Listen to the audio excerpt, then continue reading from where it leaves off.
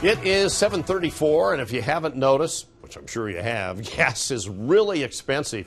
It's $4.17 across the Salt Lake Valley right now. And we have Patrick Haan of Gas Buddy to give us tips on how to save at the pump. And thanks so much for being with us. You know, we have never seen prices go up so high so fast, or at least it's been a long time since that's happened, right? Yeah, it certainly has. The pace of increases now is record-setting. We've never seen this continue for a month. We've seen it briefly in 2022 with Russia's war in Ukraine, and then after the economy reopened about a month and a half later. But we've never seen such significant increases in 4 weeks' time, especially when it comes to diesel, which is now record-setting in 5 states. Average diesel prices climbing significantly. So to your point, yeah, I mean, $4.19 a gallon at many stations earlier this week. Whether or not we go higher is going to be contingent on what the president may say tonight in his address. For now, though, oil prices down a little bit on the hope that there might be some good news. Having said that, to your point, there's a lot of ways consumers can still reduce the impacts by things like improving your driving habits, slowing down a little bit here and there, trying not to race light to light, and also doing things like shopping around when you do need to fill your tank. Right. And what are some of the other things, too, if you dig a little deeper into that? I guess the conditioning of your tires, air pressure, those types of things can help save at least a little bit on your consumption.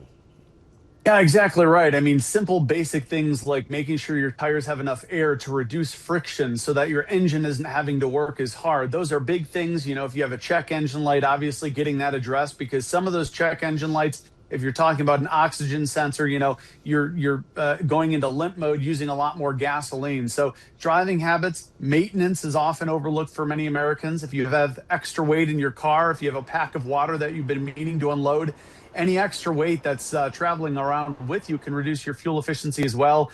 If you have a ski rack, a roof rack, that can reduce your aerodynamic ability as well. So all of that goes down to your tank, and it can increase the amount of money you're essentially spending by reducing your fuel efficiency.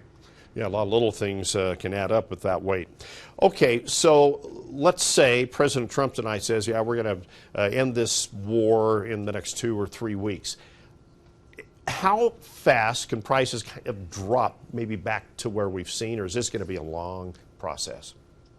Well, they probably won't go back down to pre-war levels, at least not for a while, because we're getting into summer. We've made the transition to summer gasoline. Demand is going up, and refineries are doing maintenance. So while prices could still drop significantly, that is really going to be contingent on if the president addresses the Strait of Hormuz specifically. That's what oil markets really care about. And if the oil is flowing through the Strait of Hormuz, that certainly could cause oil prices to plummet if that starts again, and that could really lead to decreases that could start as early as a couple of days, and those decreases could last for several weeks or beyond that. But from tonight's address, oil is going to be looking specifically if the president talks about the strait and will it reopen. Okay, now you're with Gas Buddy. How can Gas Buddy help consumers save money? Yeah, exactly. You know, downloading the app to your iPhone or Android can show you the cheapest gas prices around you, and there's a huge spread. I mean, oftentimes you can find stations 20, 25 cents higher or lower.